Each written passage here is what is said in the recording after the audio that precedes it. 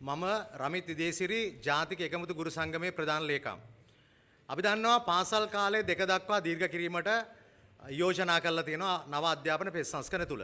අපි අහන්න කැමති පාසල් කාලේ දෙක දක්වා දීර්ඝ කිරීමද මෙරටේ තියෙනා වූ වැදගත්ම මූලික වෙච්ච හරාත්මක ප්‍රශ්නය. අපි කියන්න කැමති අපිට ආරංචි වෙන විදියට මේ වෙන විට අයවැය සකස් කරමින් තියෙනවා. අද දිනේදී අයවැය සම්බන්ධ වාර්තාව කිවීමට අදහස් කරලා තියෙනවා. ඉතින් අපි කියන්න කැමති විශේෂයෙන්ම අධ්‍යාපනය සඳහා ගිය වර්ෂයට සාපේක්ෂව මේ වර්ෂයේදී වියදම් වලින් 50% දක්වා අඩු කරලා තියෙනවා. ඉතින් අපි දන්නවා ලංකාවේ පාසල් වල වැසිකිලි පහසුකම් තියෙන්නේ 11%යි. ඒ වගේම 15%යි තියෙන්නේ ජල පහසුකම්.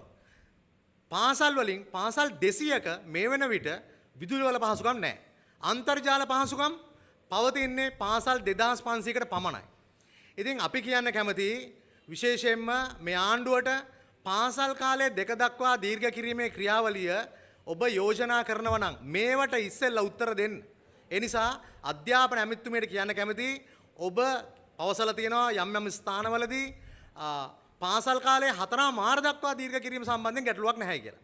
අපි කියන්න කැමති ඒ ගුරුවරයා ඉදිරිපත් කරන්න. ඒ ගුරුවරගේ නම කියන්න.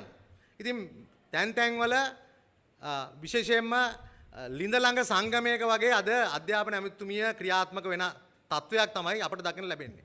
අපි දන්නවා ගුරු විදුහල්පති සන්ධානයත් එක්ක ඒ වගේම වෘත්තීය සමිතිත් එක්ක වාර ගණනාවකදී සාකච්ඡා කළා. නමුත් මේ දෙක දක්වා දීර්ඝ කිරීම සම්බන්ධයෙන් කිසිදු වෘත්තීය සමිතියත් එක්ක සම්මුතියකටවත් එකඟතාවයකටවත් ඇවිල්ලා නැහැ. ඒ නිසා අපි ආණ්ඩුවට කියන්න කැමති අපිත් එක්ක එක රාශිය වෙලා ඉන්නවා ගුරු විදුහල්පති එකමුතුවක් වෘත්තීය සමිති 12ක මේ 12න් අපි බලාපොරොත්තු වෙනවා ඉදිරියේදී උද්ඝෝෂණ ව්‍යාපාරයක් ආරම්භ කරන්න දෙක දක්වා මේ තීරණය අකුලා නොගතහොත්.